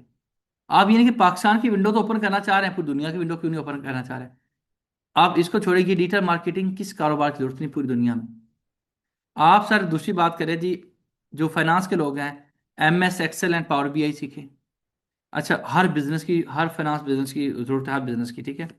नंबर 3, आप बुक कीपिंग, ये किसने कहा हुआ कि जी बुक कीपिंग आपके अकाउंटिंग वाले लोग सीखेंगे। आप थोड़ा सा बेसिक अकाउंटिंग का कोर्स लें, उसके बाद आप बुक कीपिंग सीखें। हिसाब किताब किस कारोबार की जरूरत नहीं है। अच्छा बड़े सा लोग मिसफिट होते हैं, उनकी जॉब कुछ और होती है, डिग्री कुछ और होती है, इसका मतलब ये है कि उनके पास कुछ एक्सपर्टीज आ जाती है जिसकी बेस पे वो कहीं बैठे होते हैं। अच्छा आप, एक बात है कि कोई और चीजें हैं, मल्टीपल चीजें हैं, आप ये ऑटोमेशन सीखें। आपको किसी ने आईटी से रोका है? पूरी दुनिया की जरूरत है। आप यकीन करें, आपको बेचना आना चाहिए, आपको स्किल्स हो। मैं कहता हूँ आप कोई चीज़ आप आए, मैं आपको ट्रेन करता हूँ, साल के बाद आप आके करें। लेकिन ये आपको काम करना पड़ेगा। वो भी मेरा लड़का यहाँ पे नहीं बैठा हुआ है, एक लड़का वो इकबाल, वो मेरे पास आया जी, मुझे कहता सर ये ना वालद साहब का पापा का केस है तो उसकी अपील है। मैंने कहा किस सेक्शन की? सर आप गाइड करें। मैंने उसको दो चार गालियां दी, आज की बात है। मैंने कहा वापस चले जाओ। कहता सर मतलब मैं आपसे सीखने आया हूँ। मैंने कहा पहले आप पढ़ें कि केस कौन से सेक्शन का है, उस सेक्शन को पढ़ो। क्या उस सेक्शन में, यानी कि इसकी सादा सी पंजाबी की मिसाल है, मुझे अच्छी लगती है, वही दूंगा। कि आपका वो जो एक कुत्ता कान लेके जा रहा है, लेके नहीं गया, किसी ने आपको कहा कि वो जो कुत्ता आपका कान लेके जा रहा है, पहले कान देखें, कुत्ते के पीछे बाद में भागें। यानी कि पहले लॉ में क्या वो अफसर वो एक्शन ले सकता है आपके अगेंस्ट? पहले तो लॉ को पढ़ना है। और यकीन करें, मुझे पाकिस्तान का जो सबसे खूबसूरत लॉ लगता है वो टैक्स लॉ लगता है। अच्छा, वजह क्या है? इसमें जो कुछ लिखा हुआ है, यकीन करें कि जबर जेर कौमा हर चीज़ की एक अहमियत है। आप जजमेंट्स पढ़ लें टैक्स लॉ की, और इसकी सबसे बड़ी खूबसूरती, आपको पढ़ना पड़ता है, हर साल अपडेट होता है। और अगली खूबसूरती, इसके वकील बहुत कम है। और उससे अगली खूबसूरती, ये जब ये आर्टिफिशियल इंटेलिजेंस का यूज़ होने जा रहा है, यकीन करें कि इतना इसका स्कोप आगे होने जा रहा है। आपको खुद करना है, ठीक है। ये खैर बातें इधर उधर निकल गई। सर सेक्शन था, सब सेक्शन है, ये जो डिवीजन बीच में आ गया सर, ये डिवीजन होती हैं आपके शेड्यूल्स के अंदर, सेक्शंस के अंदर सब सेक्शंस होते हैं। आपके शेड्यूल्स के अंदर डिवीजन होती हैं। डिवीजन वैसे लॉ में भी हो सकती हैं, अभी हम शेड्यूल्स की बात कर रहे हैं, शेड्यूल की डिवीजन की बात कर रहे हैं। ये आसानी के लिए मिसाल देता हूँ, लिखा होता है इंडिविजुअल के लिए ये होगा, कंपनी के लिए ये होगा, फलाने के लिए ये होगा, फलाने, आप कहते हैं यार क्या खच कर दिया इसने।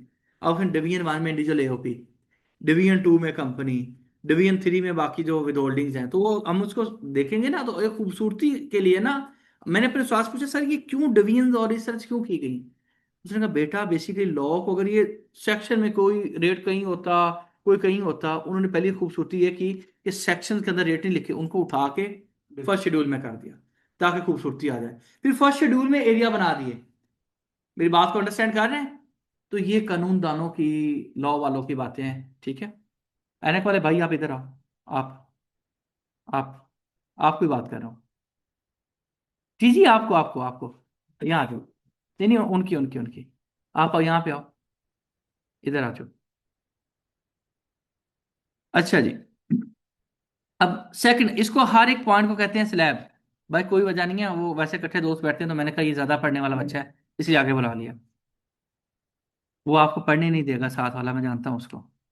अच्छा, ये जो स्लैब नंबर वन है, इसमें 6 लाख तक इनकम के ऊपर, अगर आपकी इनकम 12 लाख हो, कितनी हो, 12 लाख, 6 पे तो टैक्स देना ही नहीं है। बाकी जो 6 लाख है, 6 पे टैक्स देना ही नहीं है। बाकी उससे ऊपर कितना है, 6 लाख है, वो कहता है 6 तक आपकी इनकम है ही नहीं, with the taxable income exceeds 6 lakh. तो हमारी इनकम 12 लाख है, 6 लाख से एक्सीड कर गई है, but does not exceed 12 lakh, 12 lakh से एक्सीड नहीं की, 12 लाख की है। तो क्या कहता है, कहता है रेट कितना लगेगा ऑफ द अमाउंट, यानी कि, और ये अमाउंट कितनी बन जाएगी?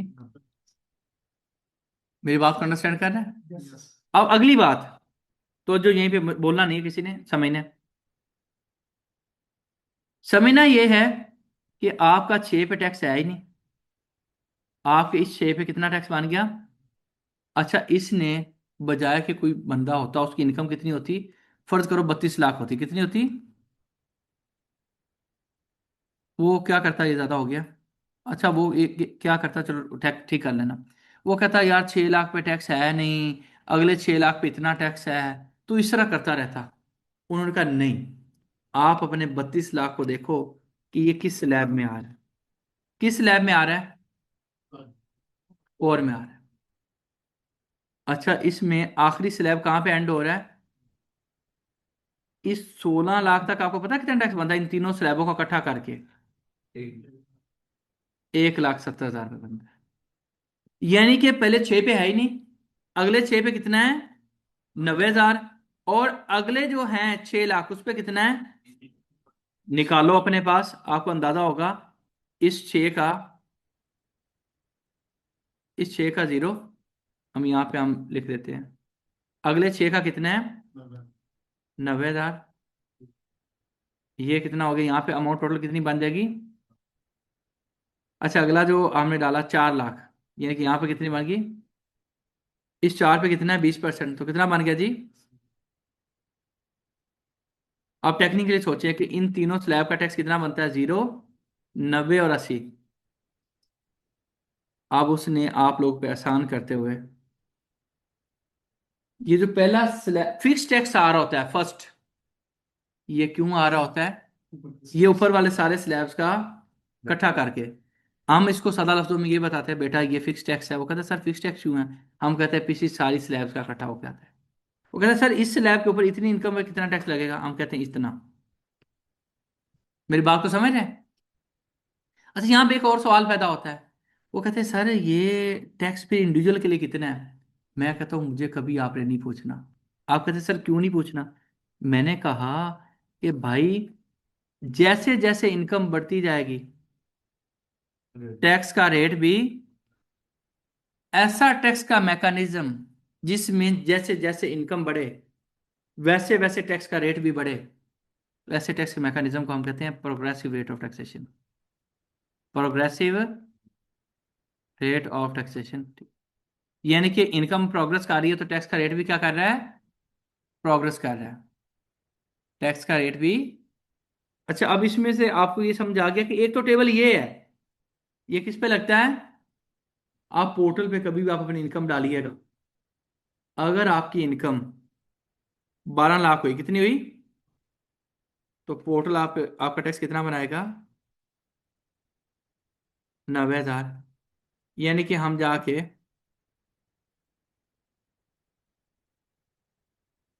अच्छा वो 11-1200 वो भी लिखा हुआ है उसको इग्नोर कर देना फिलहाल, तो फिर टैक्स थोड़ा सा और भी ज्यादा होगा। ठीक है, ये 100 रुपये आ रहा है, वो ऊपर वाले जो 512 रुपये है, कितना टैक्स बना है। हमारा portal according to the law चलेगा।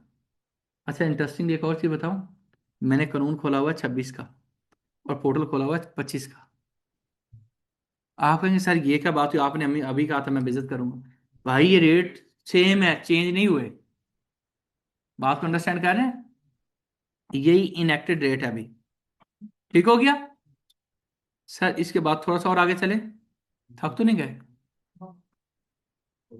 जी जी इसी से रिलेटेड जी। जब हम टैक्स कैलकुलेट करते हैं सैलरी इनकम के ऊपर, तो हम पूरे साल का पूरे टैक्स ईयर का कैलकुलेट करते हैं। तो लेट से अगर, और उस हिसाब से फिर हम सबमिट भी करते हैं। तो लेट से अगर एक बंदा जो है पूरा साल काम नहीं कर रहा है, 9 महीने के बाद उसकी जॉब खत्म हो जाती है, टैक्स तो वो साल के लिए जो कैलकुलेट हुआ है वो दे रहा है। तो आया फिर इसका रिफंड बनेगा एट द एंड, या इसको कैसे हम देखें। सर आपका गुड नेम, हमारे कामर भाई। जब मैं पढ़ूंगा ना सैलरी, तो सैलरी के ऊपर ही आपका सवाल होगा। अभी सैलरी का टॉपिक हम नहीं पढ़ रहे, ठीक है। तो मुझे थोड़ा सा टाइम दें, जब हम सैलरी को पढ़ेंगे तो आपका जवाब होगा ऑनलाइन में। अच्छा यहाँ तक किसी का क्वेश्चन है आप लोगों में से, ऑनलाइन में आप लोग हैंड रेज कर दीजिए, किसी का क्वेश्चन है यहाँ तक। यहाँ तक हमने पढ़ा है, क्या पढ़ा है, total income, taxable income, heads of income, थोड़ा सा विद होल्डिंग का कंसेप्ट, डिडक्टिबल अलाउंसेस, और टैक्स रेट भी अभी नहीं पढ़े सही तरह से। शाबाश, टैक्स ईयर भी पढ़ लिया, पर्सन पढ़ लिया। चलो आगे बढ़ते हैं।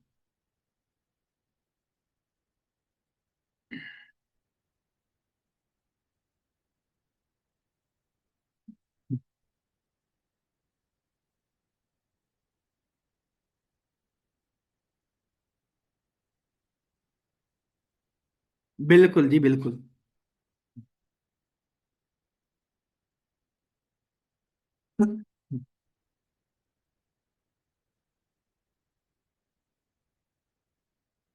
ये एक टेबल देख लिया मैंने आपको कहा इंडिविजुअल में कितने टेबल हैं, दो। ये उन लोगों के लिए टेबल है जिनकी सैलरी इनकम नहीं, एक्सेप्ट सैलरीड, मतलब प्रॉपर्टी इनकम, मतलब बिजनेस इनकम, मतलब कैपिटल गेन, मतलब अदर सोर्स।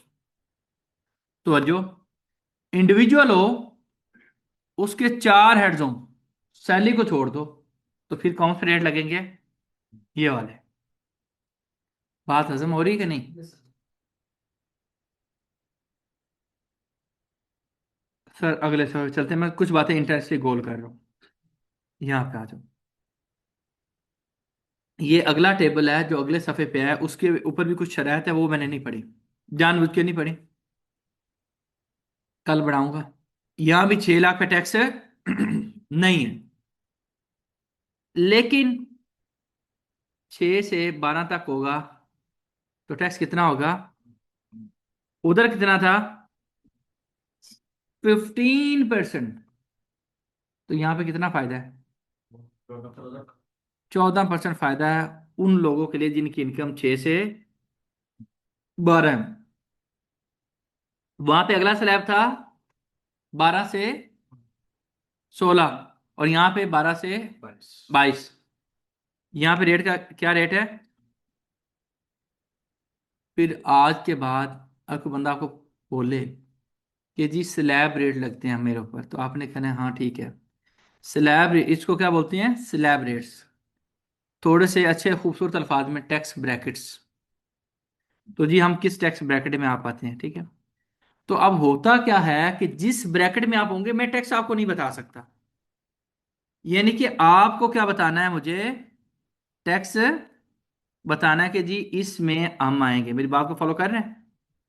तो हम किस ब्रैकेट के अंदर हैं, इसके अकॉर्डिंग आपका टैक्स बनेगा। मेरी बात को अंडरस्टैंड कर पा रहे हैं। तो अब ये रेट है सैलरी वालों के लिए। व्हाट इफ के सैलरी भी आ गई और बाकी इनकम्स भी आ गई। इसको हमने कनेक्ट करना है कल की क्लास से, यहां से आगे, यानी कि जिसके अंदर हम सैलरी भी डाल देंगे और एक वक्त में या ये स्लैब लगेगा, ये टेबल लगेगा, या ऊपर वाला लगेगा। अब जब दोनों सिनेरियो हैं तो कौन सा टेबल लगाया जाए, वी शैल कंटिन्यू, ठीक है, टुमारो। ठीक हो गया। आज की क्लास में हमने क्या पढ़ा है, रुक जाए 1 मिनट के लिए। आज सर जो आपको लाजिम पता होना चाहिए, सारी बातें छोड़ दें, सर आपको लाजिम पता होना चाहिए नंबर 1 पे कि हमारा ये जो इनकम टैक्स ऑर्डिनेंस है उसका ऑब्जेक्टिव क्या है, फाइलिंग। उसके बाद हमारा जो ऑब्जेक्टिव है कि उसको डाउनलोड करना है, तो डाउनलोडिंग कहाँ से हो सकती है, आईआरएस से, ठीक है। और उसमें हम लोगों ने मैंने आपकी आसानी के लिए इसका लिंक कॉपी पेस्ट कर दिया, इसके ऊपर आप क्लिक कीजिएगा तो आप इसको डाउनलोड कर लेंगे। लेकिन ये आज और कल की क्लास में नहीं, अगली क्लास में ये एक्सेल आपके साथ शेयर होगा। नोट्स कब आते हैं, जब आपकी एक्यूरेट फाइलिंग ना हो। हमने एक्यूरेट फाइलिंग करनी है। अच्छा फाइलिंग यही है जो हम समझ रहे हैं ना, हम लॉ को समझ रहे हैं, हमारी फाइलिंग क्या होगी, एक्यूरेट होगी। ये बैलेटिंग का क्या कॉन्सेप्ट, कौन सा, बैलेटिंग कौन सी बैलेटिंग। जो एफपीआर में होती है, और उसमें भी अक्सर नोटिस। सर आपको ऑडिट की जब बात करूंगा तब बताऊंगा। मैं अभी ये बता रहा हूँ स्टेयरिंग होता है, आप कहते हैं ये क्या है, मैं कहता हूँ ये गेयर है, लेकिन अभी नहीं बताऊंगा, ठीक है। तो आप जो बात कर रहे हो सर आप उस पर रहेगा भाई। टैक्सेबल इनकम क्या है सर, ये टोटल इनकम में से हम निकाल दे किसको, डिडक्टिबल अलाउंसेस को। आपके टैक्सेबल इनकम निकालने के लिए हमें एक डिडक्टिबल अलाउंसेस बताना चाहिए और एक टोटल इनकम। टोटल इनकम क्या है उसके लिए हमें हेड्स ऑफ इनकम का पता होना चाहिए। डिडक्टिबल अलाउंसेस में दो चीजें हैं, एक ज़कात है और एक चिल्ड्रन एजुकेशन एक्सपेंस।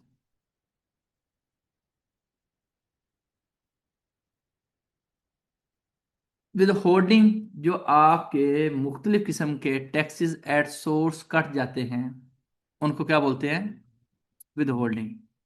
जो काटता है टैक्स उसको क्या बोलते हैं, विद होल्डिंग एजेंट। जिसका टैक्स कटता है उसको क्या बोलते हैं, विद होल्डिंग। उस टैक्स को क्या बोलते हैं, विद होल्डिंग टैक्स। अगर इनकम टैक्स के जरिए काटा गया तो आज के बाद इसको आप और अच्छा कर लीजिए, इसको हम कहेंगे विद होल्डिंग इनकम टैक्स।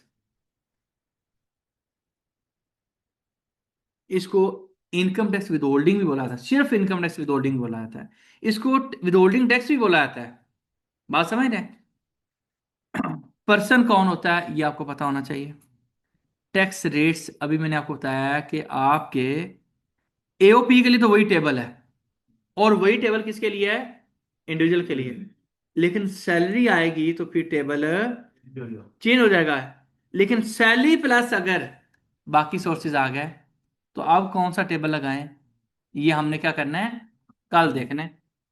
आपके हेड्स ऑफ इनकम 5 हैं, लेकिन इंडिविजुअल के केस में, एओपी एंड कंपनी के केस में 4 है आपके सामने। ठीक है,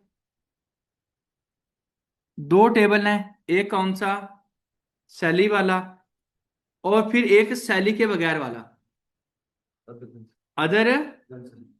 अदर नहीं, इसको अदर, अदर सोर्स नहीं कहेंगे, अदर हेड्स। ठीक है, अदर देन सैलरी। क्योंकि अदर सोर्स कहूंगा तो अदर सोर्स में कौन सा बन जाता है, अदर सोर्स में हमारा कौन सा बन जाता है जी, वो जो कैपिटल गेन के आगे वाला अदर सोर्स है। तो इसलिए हम अदर हेड नहीं लिखते, हम ये कहते होते हैं कि भाई अदर हेड्स सैलरी के अलावा, अदर हेड्स, अदर हेड्स, ठीक है, सैलरी के अलावा। इसका मतलब ये है कि हमने ये जो टेबल है दोनों में से अगर ये कंबाइन हो गया, ये भी आ गया, प्लस प्लस ये भी आ गया, अब कौन सा टेबल अप्लाई करें, तो हमारी कल की क्लास यहां से आगे कंटिन्यू होगी। ठीक है, तो आपने कल इन कंसेप्ट्स को रिवाइज करके आना है। ठीक है, वजह क्या है कि इस तरह से हर क्लास पिछली क्लास से कनेक्ट होती जाएगी। कोई बंदा पूछेगा, जैसे कमर में पूछते हैं वो क्या होता है, मैं कहूँगा वो आज मैंने पढ़ा हुआ ही नहीं है, वो मुझे आता ही नहीं है। तो मैं जिस दिन पढ़ के आऊँगा उस दिन कमर भाई को बताऊँगा। अगर आपका फिजिकल क्लास में क्वेश्चन है starting from the right side, from the today topic only, जी, फ्रॉम द राइट साइड,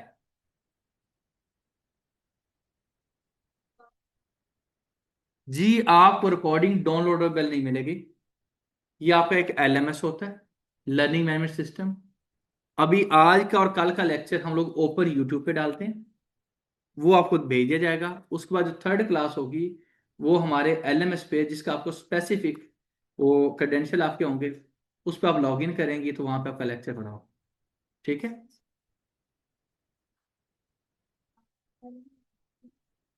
15% का 70%, लेकिन बैंक ने मतलब ये कम प्राइस रेट्स क्यों बढ़ा दिए विथहोल्डिंग इनकम? अरे भाई ये बैंक सैलरी थोड़ी देता है, प्रॉफिट देता है ना, तो फिर उसके बारे में लेना पड़ेंगे जब प्रॉफिट की बारी आएगी।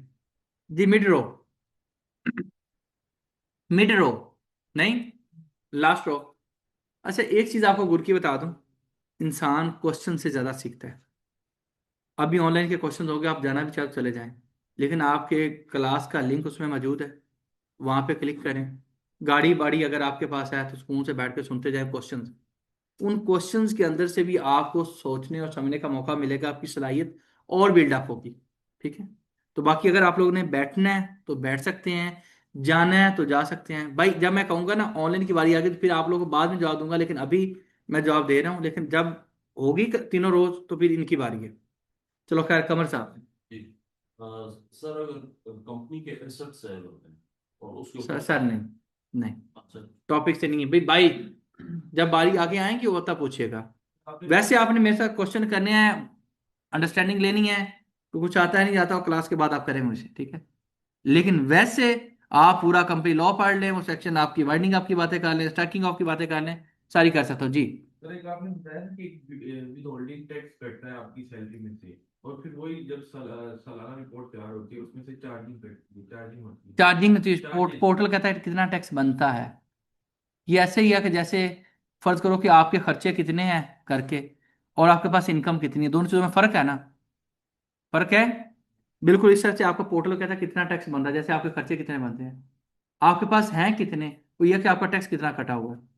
सादा लफ्जों में समझाने के लिए, कटा हुआ कितना है, बनता कितना है। पोर्टल बताता है बनता कितना है, कटा हुआ कितना है, वो विद होल्डिंग होती है। इसको हमने अभी अभी मुकम्मल नहीं हुआ। अभी तो हमने सिर्फ ऐसे पौधा लगाया है। अभी तो इसको बड़ा करना है ऐसा ऐसा।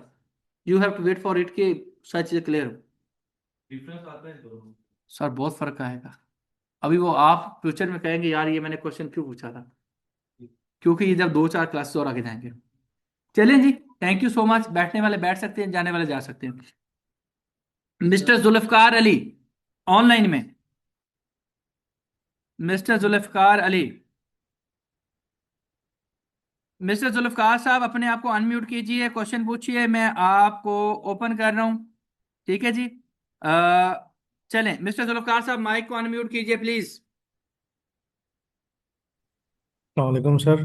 वालेकुम सलाम जी सर। सर मेरा थोड़ा सवाल ये था कि भाई फॉर द पर्पस हम प्रैक्टिस अगर हम पोर्टल पे एनटीएन जनरेट कर लें तो हम एफबीआर के रेडार पे तो नहीं आएंगे? फॉर एग्जांपल मैं अभी करंटली नॉन फाइलर के केस में हूँ। कोई मसला नहीं, जनरेट कर लो, बस हर साल रिटर्न फाइल करनी पड़ेगी। जितनी तसल्ली से मैं आपको रिटर्न सिखाऊंगा ना, पूरी दुनिया की आपने रिटर्न फाइल करनी है, टेंशन ना लो, कर लो। अच्छा ठीक है। अदरवाइज आपको क्लैरिटी नहीं होगी, समझ नहीं आएगी। जो मैं इधर फनकारी करूंगा आप अपने घर में कीजिएगा। ठीक है। ठीक है, तो वो एफबीआर के रेडार पे तो नहीं आएंगे ना? कुछ भी नहीं आएंगे। अगर आपकी इनकम से इनकम है तो फिर जी अगर जी। आना है तो उसके बगैर भी आ जाएंगे, टेंशन ना लो। अभी ठीक थोड़ी सी है क्लासेस आगे चलेंगी तो आपको क्लैरिटी हो जाएगी इंशाल्लाह। ठीक है सर, थैंक यू। ठीक है, thank you. Mister Aamir Parvez, mister Aamir Parvez, mister अस्सलामुअलैकुम सर। शाहिद हनीफ, शाहिद हनीफ। अस्सलाम वालेकुम। वालेकुम सलाम जी, अपना शाहिद हनीफ साहब। मिस्टर, सर मेरी आवाज आ रही है आपको? भाई मेहरबानी करो, बोलोगे तो फिर आवाज आएगी, बोलना पड़ता है उसके लिए। बोले। अच्छा सर, मैंने पूछना था कि जो इनकम टैक्स विदहेल्ड कोई भी इदारा हमारा करता है, जो कोई कोई बिलिंग कंपनी होती है मोबाइल वाली या कोई भी, जी जी, तो होगी, बात करें। वो वो हमारे पोर्टल पे शो हो रहे होते हैं जो डिडक्ट हो चुके सर होते हैं? सर जी, वो भी मुझे भी नहीं पता। वो अगली क्लास में पढ़ के आऊंगा या उससे अगली क्लास में पढ़ाऊंगा। अभी के लिए आज की क्लास से बाहर निकलेंगे, मुझे कुछ भी नहीं आता। अच्छा चलें ठीक ठीक है। है, मैं पढ़ के नहीं आया। जिन लोगों को नहीं आता बेचारों को, वो परेशान हो जाएंगे कि इतना कुछ भी होता है। मैं अभी आप कहें मैं पूरा कानून पढ़ा दूं आपको, लेकिन आपको सब्र करना है, ठीक है। अच्छा इसको मैंने लंबा कितना करना है वो भी कर सकता हूँ, खींचना कैसे है, वो शॉर्ट कैसे करना है, हर चीज आती है। बस आपको वेट करना है। ठीक है। थैंक यू नवीद साहब, मिस्टर मोहम्मद नवीद। जी अस्सलाम वालेकुम सर। वालेकुम सलाम जी। अच्छा सर जी, मेरा सवाल आज ये था कि वो आपने बताया था विद होल्डिंग का और प्लस चार्जेबल का जो बता रहे थे आप, थोड़ा सा सर उसके बारे में एक्सप्लेन कर दें बस, वो कोई थोड़ा सा मसला नहीं, कंफ्यूज। वो आज मैंने बढ़ाया ही नहीं, समझ लो। विदहोल्डिंग ये चलिए। जो आपका टैक्स कटा जी हुआ है, चार्जेबल जी अभी जी। बहुत क्लासेस में पढ़ना है हमने। चलें चलें, ठीक है सर जी, अभी बहुत जज़ाकल्लाह क्लासेस में सर। उसका जिक्र होगा, इतना जिक्र जी। होगा कि आप पक जाएंगे। आप कहेंगे यार ये पहली क्लास में मतलब आपने बता दिया था, छोटी सी बात थी। चलें सर जी, शुक्रिया sir ji, thank you sir, जज़ाकल्लाह। Thank you. Mohammad Yakub, mister Mohammad Yakub. अस्सलाम वालेकुम सर। वालेकुम सलाम जी सर। बॉस वो आपको मैसेज किया था कल के लेक्चर के बाद, वो फिर मैं नींद आ गई थी चलते चलते, तो वो फिर उसके हवाले से डिस्कस करनी थी। अभी कर लो मैसेज अभी। मैं अभी माइक खोल लेता हूँ, ठीक है। वो मैसेज देख लेता हूँ मैं अभी। आप, मैं आपकी टीम को अपना फॉरवर्ड करता हूँ आपका केस, ठीक है। डन हो गया। Thank you. Thank you. Sameena Aamir, Sameena Aamir. अस्सलाम वालेकुम सर। वालेकुम सलाम। आवाज आ रही आप है? दो दो जगहों पे मेरा ख्याल लॉग इन है जी।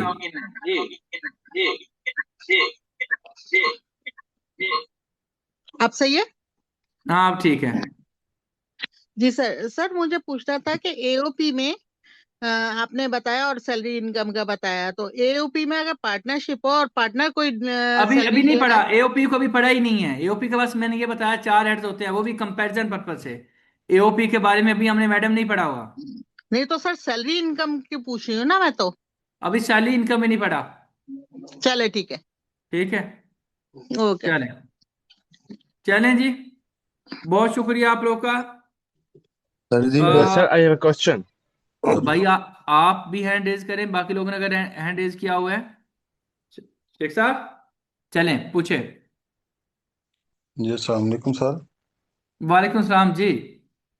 सर वो मैंने तो आज पहले दिन क्लास ली है, आधी ली है, तो मुझे तो स्टार्ट में पता नहीं, कोई रिकॉर्डिंग वीडियो भी मिल जाएगी ना इसमें ग्रुप में उसका मतलब अपने बताना। कोऑर्डिनेटर को फोन करें, आपको सारा कुछ बता देंगे। अपने कोऑर्डिनेटर को फोन करो, जो एडमिशन का वो ऑफिसर है कॉलेज की तरफ से, ठीक है।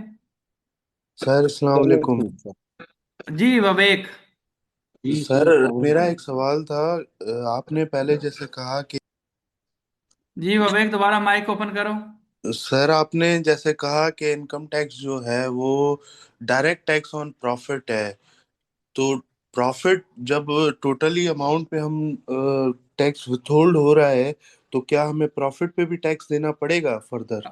अब अभी नहीं, अभी नहीं, जज्बाती नहीं हो। Okay sir, thank you. करेंगे इसको इंशाल्लाह। थोड़ा सा मैं अर्जी ये बार बार आप लोगों को कर रहा हूँ कि इसको हमने एक एक चीज को देखना है, लेकिन पता नहीं जल्दबाजी किस लेकिन बात की सर, है। जी यूनस। सर जी मुझे ये बताइएगा कि आपने बोला कि जुलाई से जून तक ना, पिछले महीने की हम्म। जुलाई जुलाई 31 से होगा या जुलाई 1 से होगा? फर्स्ट जुलाई से। 1 जुलाई से 31 जून तक होगा, जी। ऐसे ही? 30 जून। थैंक 31 जून नहीं होती, 30 होती है। You. 30 thank you. Waleed, Waleed साहब। वालेकुम सर। वालेकुम सलाम जी। सर आपने डिडक्टिबल्स का बोला था, डिडक्टिबल अलाउंसेस में मेडिकल और चाइल्ड एजुकेशन के अलावा और भी डिडक्टिबल अलाउंसेस होते हैं। अभी छोड़ दो, अगर होते हैं तो बता दूंगा, अगर नहीं बताया तो आज मुझे आते ही नहीं है, पढ़ के नहीं आया। चलें, थैंक यू, अल्लाह हाफिज।